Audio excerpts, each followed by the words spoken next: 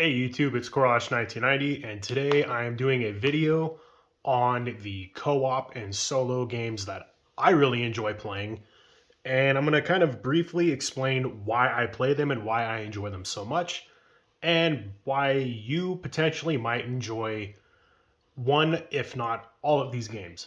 And so I'm going to start things off with Ashes Reborn. Now this game is excellent in like every way, shape, and form. There's literally nothing I have to complain about Ashes Reborn.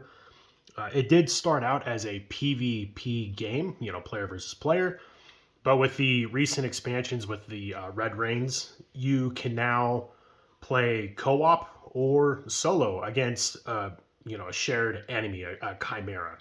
And for each game, I kind of just went and picked my favorite decks for each of them. And I'm not. This isn't like a deck tech video. I just kind of have it to show off the cards and whatnot.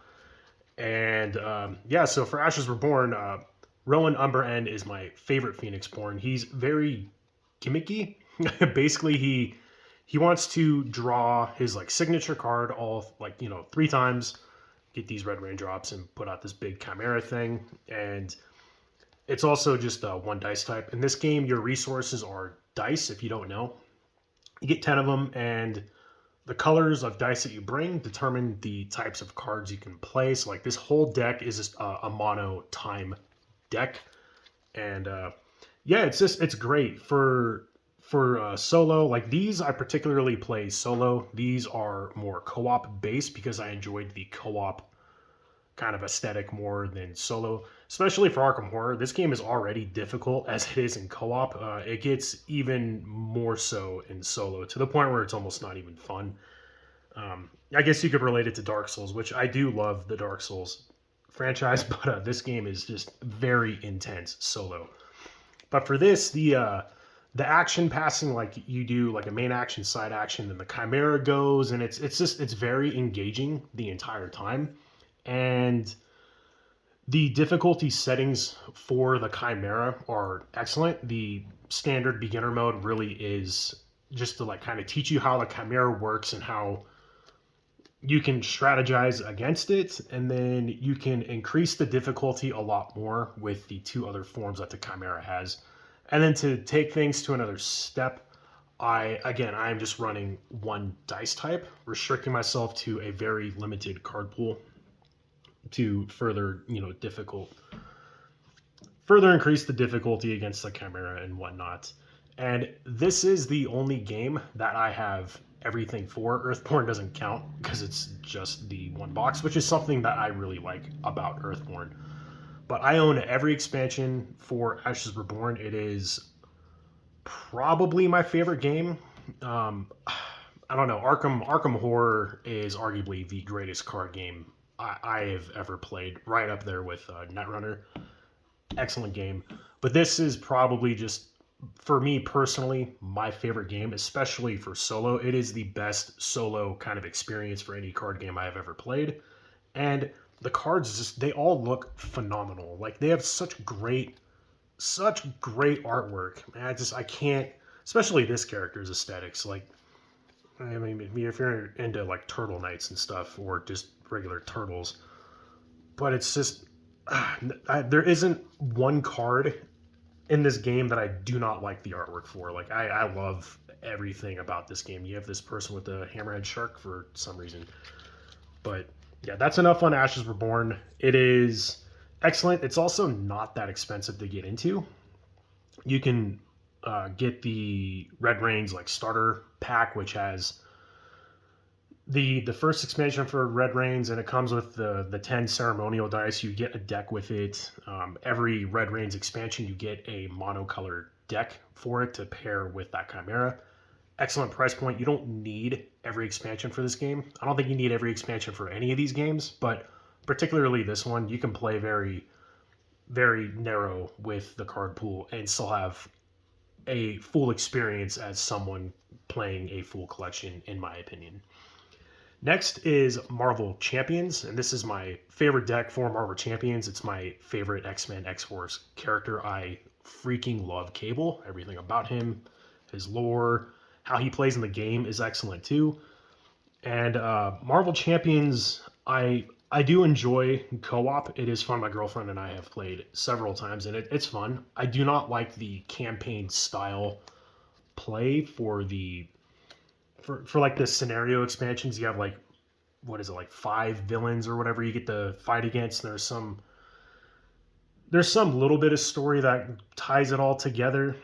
I personally just like playing this game. You pick a character, you pick a villain, and you just challenge yourself as much as possible against that boss. Um, yeah, the campaign mode I'm not the best on, but just solo fighting against the boss, it is an excellent experience. I really enjoy this game's mechanics where everything is a resource. You discard them to pay the cost for other cards, and it really funnels in your like ability on playing things and how to play things, when to play things, the whole being in hero form versus alter ego, when to recover, how often you should be going down, and the fact that you have 2 ways to lose. You have your hero just dying, or the villain completes the scheme that they're doing. So there's several moments in this game where you feel like you're being like pinchered together, and you just have pressure on both sides coming at you, and you really have to sit down and think about how to get out of that situation. And yeah, it's just this game's great. I do like the artwork as well. The comic book aesthetic style art is great, especially with like both of these characters. And I mean, just this promo artwork of Cable alone is freaking awesome. I really, really enjoy Marvel Champions. I would say I probably own about half the card pool. I own everything for X Men and X Force, and then I picked up just the X Men X Force like campaign expansions, and then I have the Spider Man themed one as well. This game, I think you can just pick up a couple decks that you like, and then pick up whatever campaign expansion that you find interesting for whatever villains that you may like or want to fight against, and just kind of keep it contained in that. And I think that has a lot of viability to it too. It's not a super expensive game. It can be if you really want it to be, just like Ashes, obviously, but both of these are very well playable, contained. And the next is a newer game. I'm not super familiar with this. I've played a few times, done a couple days, and I think this game is just fantastic. Andrew Navarro is a super chill, cool dude. I've been watching all of his like podcasts. I love the idea that like everything is like biodegradable. Like you can like go like bury all this stuff in your backyard and it'll decompose very quickly, and it's all eco-friendly and whatnot. Even though I have them in like non-eco-friendly sleeves, but I don't care. But the thing I like most about this game is the fact that it is a self-contained game. The box itself is I think like $100, but that is a very long campaign. It is the entire game in one box for $100. That is something none of these other games can do. Like the price point for how much content you're getting for this game is unparalleled to any other game I've played. And I really enjoyed the lightheartedness, almost like Studio Ghibli-esque kind of a style that you have going on here. It's not doom and gloom like a lot of this, pretty much all of this stuff is. You're not killing things. You're not worried about things really killing you. You're just an explorer going out and checking out the world. It is the epitome of open world card game, like Zelda Breath of the Wild kind of vibes as well. And I like the this whole system, how you spend your points to do certain actions or play cards, and here's like your tests. These like rules and hint cards are very helpful. And just look at the artwork on that. It is just it's excellent. It definitely has a theme and a vibe, which I don't think will go with everyone. Like people who are really into H.P. Lovecraft, maybe not so much in this, though I am a huge H.P. Lovecraft fan, and I still absolutely love the style, especially these like moment cards where it's almost monochromatic, but it's very simplified, and there's just something very peaceful and serene about every one of these cards. Like I am not stressed out when I'm playing this game. I'm sure this game will get to that point, but as of right now, it is just a very chill, laid back, kind of sit down and just really let the world just surround you, really just get into that vibe that this game offers. And I think that is incredibly awesome. And the next is the Lord of the Rings LCG. Now I own a very, very limited card pool for this. I own like the dwarf starter deck. I own the actual like core box, and then I have the Fellowship of the Ring expansion and the Two Towers expansion. And this game I do enjoy. Out of all five of these, it is the one that I like the least. It The resource system is a little weird. It is very restrictive, which is something that it can make you think a lot more, which is a, a bonus in my opinion. But it's this game is really in the middle of the road between both of these, where this is very narrative and campaign heavy, where this is more card gamey feeling and less narrative and campaigny. This is like stuck in between both of those, and for me it kind of conflicts with what it's wanting to do, either being very card game. It can be a very mathy game, and you can kind of predict quite a bit if you know what you're doing. And I don't know. I would appreciate this more if it was more narrative and campaign esque. But I understand this was like one of the first LCG like co-op games that Fantasy Flight Games did. So they obviously are learning more as they progress in making new games. But still, this game is fun. I'm a huge Lord of the Rings fan, so being able to play some of my favorite characters out on the table, plus some of the best artwork in card gaming as well, right up there with Ashes Were Born. This Magali person is incredible. It's very, very talented artist, especially with the sense of lighting and almost kind of like a shrouded kind of a look.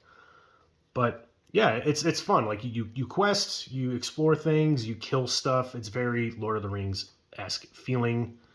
And what I plan on doing is just getting the Saga expansions, which is the Fellowship of the Ring, the Two Towers, and then Return of the King when it comes out. And then I'll get the other three. I think there's. Oh no, I have the Elf starter deck. I'll get the other two starter decks, the Gondor and Rohan. And then I'm just gonna keep that collection as just that. That way I can just play through the movies, as I see fit. And I will say, my biggest critique, I guess I'll go back to Earthborn Rangers. My biggest critique about Earthborn Rangers is that you can't really just like pick a scenario and then play it like you can with this, and this, and this. This is a 30-day, like 30 play session commitment. Like you are committing to starting and finishing that. There isn't like a chunk of that you can pick out and play. Not that I'm aware of anyway. Where all four of these can do just that. Though I will say the strength in Arkham Horror is to not do that. And I would probably arguably say the strength in Lord of the Rings is to not do that as well. And that is where both of these kind of stand out. And now to end things off, and I am going to say this: this is my all-time favorite card game over any card game I've ever played. I love Ashes Were Born for solo, but for the game as it in its entirety, for the mechanics, the theme, the everything about it, Arkham Horror is just it blew me away. The first campaign I played through, which was Dunwich, it took me like 5 months. 5 or 6 months to play through that campaign, and I loved every minute of it. There were a lot of stressful moments. I actually beat it with this character, and my girlfriend was playing Jacqueline, the mystic that can like alter the bad guy deck and alter the randomizer in the game and make it less random, which is very good. And I'm currently in the third scenario for a Path to Carcosa, so ignore that because that's currently in my deck for that exact reason. But yeah, Ashcan Pete, hands down, my favorite investigator. I have played quite a few of them now, and I own Dunwich, Carcosa. I own a bunch of the solo scenarios, and then I have every investigator pack except for Innsmouth Conspiracy and Dream Eaters. Mainly because I am waiting for those repackages to come out, which should happen this year, I believe. And then I'll own all the investigator cards. Now, I will say for Arkham Horror, this is a game, as far as the investigator deck goes, you should probably own every investigator expansion there is. These are all just like basic test cards, and I'm eventually going to cut from my upgrade cards. But if you really want the full experience for Arkham Horror and you want the best shot possible, because this game is made to make you lose as fast as possible, I would recommend getting every investigator expansion. And this is a really cheeky, fun, combo-y geared up deck with like backpack, and you drop like 8 or 9 cards on turn one. You have all these items because Ashcan Pete on his own, he can handle the bad guy deck pretty well. Can't really do anything else. That's where Duke comes in, the good old boy, and does everything that Ashcan Pete can't do. So, and I get all of these items to make up for his weakness, and it's been a blast. The first turn is just insane when you drop all of this stuff. It is so cool. But yeah, like I've always wanted to get into D&D, and I've tried, and personally, maybe it's just the DMs I've had, but I think D&D is just not for me. There's not enough tangible stuff out on the table for me to really get enveloped into what it is I'm doing. And Arkham Horror does exactly that. There's the locations. You have your little, your little investigator card that you're like moving around, and everything is like very well detailedly explained on like all the location cards. It reminds me again of like Dark Souls, where the lore is there if you look for it. Just like in Arkham Horror, like you have to read all the item descriptions, or you have to read all the location cards to really get the feel and the vibe and the setting for that game. And Arkham Horror it hits that out of the park. I will say, out of all of these games, this one is the biggest money sink. It is the most expensive. It is also the most time consuming. Don't really know quite yet about this one. I have a feeling that this will get compared to this with the time sink. But again, like, bang for your buck, both of these offer a lot. Like a lot. The amount of money you're putting in, you're definitely getting that time back. Minute to dollar kind of ratio. These are very great. The fact that like a scenario campaign, if you're playing, I don't know, like once every 2 weeks, that could last you a couple months.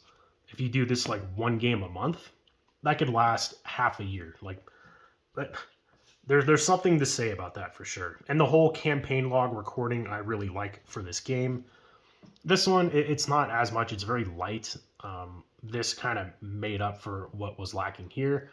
And then the campaign writing stuff, again, I do not like it for Marvel Champions. I feel like this game really was made for people who want a solo co-op experience without the heaviness and the weight that this has, because this game is very light.